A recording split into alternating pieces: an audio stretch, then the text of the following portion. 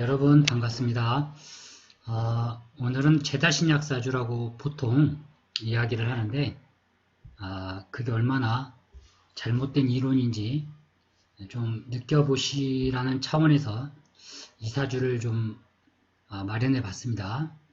그러니까 제다신약사주인데 공부를 엄청 잘한다는 얘기죠. 요건데 이 격국이라는 거를 단적으로 얘기하면 믿으시면 안 됩니다.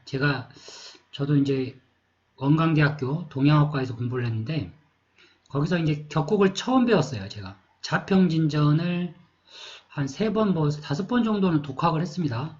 강의도 듣고. 근데 이제 이게 좀 허점이 너무 많아요. 자, 이 사주는 모든 사주를 볼 때는 격국이 중요한 게 아니고 이게 무슨 제 성격입니까? 뭐 그런 건 아니잖아요. 공부 잘할 수밖에 없는 이유는 미월이지 않습니까? 자, 미월이면은 우리가 이 자연에서 무엇을 해야 되는가를 한번 생각해 보면 답이 아주 쉽게 나온다는 얘기죠.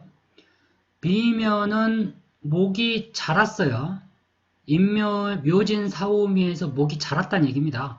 그 목이 자라면 뭐가 나와야죠? 금이 나와야죠, 금이. 열매를 맺어야 되니까요. 자, 그러면 이 금을 갖다 키우려면, 열매를 키우려면 화기가 있어야 돼요. 자, 무슨 화기가 필요할 것인가? 여기에는 병화도 있고 정화도 있는데, 그거는 이제 그 월지와 주변 글자에서 달라지는데, 그거는 강세를 좀 봐야 돼요. 자, 어쨌거나 이 사주는 보니까 미월인데, 목이 있어요, 묘목이. 사주 좋죠? 오화 있습니다. 오화 불이 있죠? 그러니까 신이라고 하는 열매를 키울 수가 있는 거예요. 시에 신금이 있으니까. 사주가 참 멋지지 않습니까? 사주가 멋진 거예요. 그러니까 모든 글자가 버릴 게 없어요. 버릴 게. 이런 사주들이 좋은 사주입니다. 거기에 일간인 임수를 보면 자꾸 합으로 땡겨오죠. 정임합, 정임합, 정임합, 정임합. 거기에 열매를 드러내는 토라는 공간이 있습니다. 여기에는 무토와 기토가 있는데 무토에 드러낸 거죠. 그러니까 이 사람은 안정적인 터전이 시간의 무토에 있고 여기에 안정적 터전이 자리 잡고 있는 거예요. 거기에 신금 열매가 지금 수확이 되고 있죠. 가을이면서. 자, 그런 글자들이 전부 이렇게 보면은 버릴 게 없어요.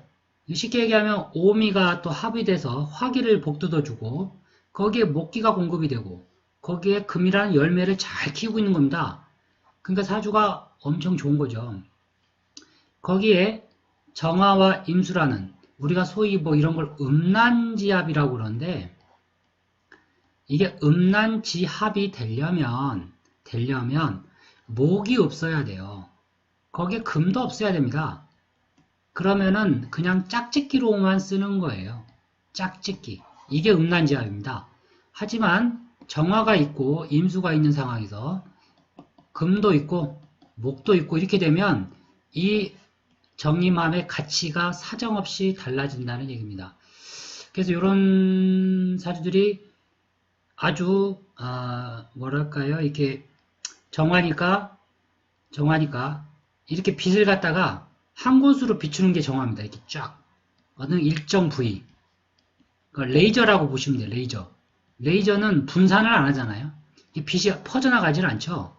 한쪽으로 모이는 거예요. 이렇게 모이는 거. 그러니까 이게 집중력이 집중력. 모을 집자. 이 집중력. 이 집중력이 좋을 수밖에 없는 겁니다. 뛰어난 집중력과 함께 결과물인 신금이 시간에 있다. 열매가 있다. 묘신으로 또 합을 해온다. 그 과정의 오화로서 묘목을 싹을 키우는 거죠. 이게 분월작용, 광합성 작용을 해야 열매가 나올 거 아니에요. 이게 화기입니다. 화기. 그래서 이런 사주들은 제 성격으로 볼 게 아니라는 얘기입니다. 그리고 이게 더 중요한 것은 우리가 소위 일간으로 많이 보니까 일간을 기준으로 설명을 드리면 이 글자를 중심으로 에너지가 당겨 들어와야 됩니다. 합으로. 정화가 양한테 그냥 음이 양한테 붙는 거예요. 그러니까 이런 사주들이 좋은 겁니다. 이런 사주들이.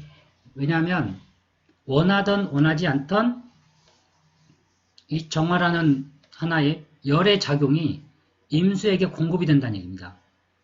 이런 사주가 이 손흥민 선수가 그렇지 않습니까? 올류일주였고 여기가 정이 이렇게 있었는데 그러니까 정미죠, 정미. 네. 이런 구조가 손흥민 사주잖아요. 여기에도 정화가 임수로 가는 거예요. 거기에 열매가 있죠. 미중에 을이 또 있고 여기도 을이 있지 않습니까? 을경합해서 열매를 자꾸 키우는 겁니다, 이게. 이런 구조들이 좋은 겁니다. 그래서 사주는 항상 통으로 봐야 된다. 팔자를 놓고 봐야지 무슨 제 성격이다 그런 단편적 생각으로는 사주를 보게 되면 눈에 들어오지 않습니다. 그래서 이번에는 제 성격 이런 거에 현혹되지 마시라는 겁니다. 제일 사람들이 잘 현혹되는 게 정관격. 제가 이제 상담을 그래도 저는 하니까 현업에서 전부 정관격이 어떻다. 인수격이 어떻다. 이런 얘기를 합니다. 내가 아는 분도 그때 어느 상담자가 이런 얘기를 하더라고요. 을목일간인데 경진월입니다.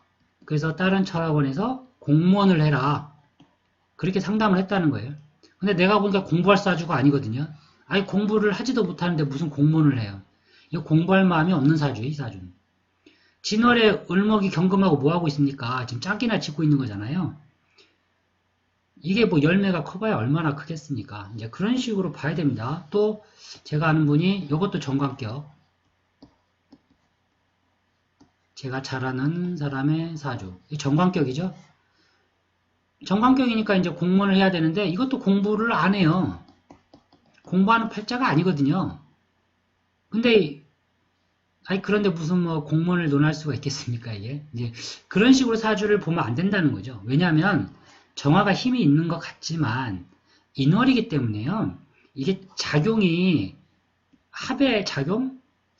그런 가치가 많이 떨어집니다, 이게. 그러니까 정화가 5월이나 뭐 미월에 났다. 이거 틀려요, 이건 또. 제가 잘 아는 분. 네, 서울대 나오신 분. 아니, 식신생제인데 무슨, 식신생제인데, 이제 공직에 저기에서 일하고 있는데, 사업 안 하세요, 이분. 사업에 관심이 없어요. 그러니까 이런 거에 속으시면 안 됩니다. 이 격국은 함정이 많이 있다. 네, 감사합니다.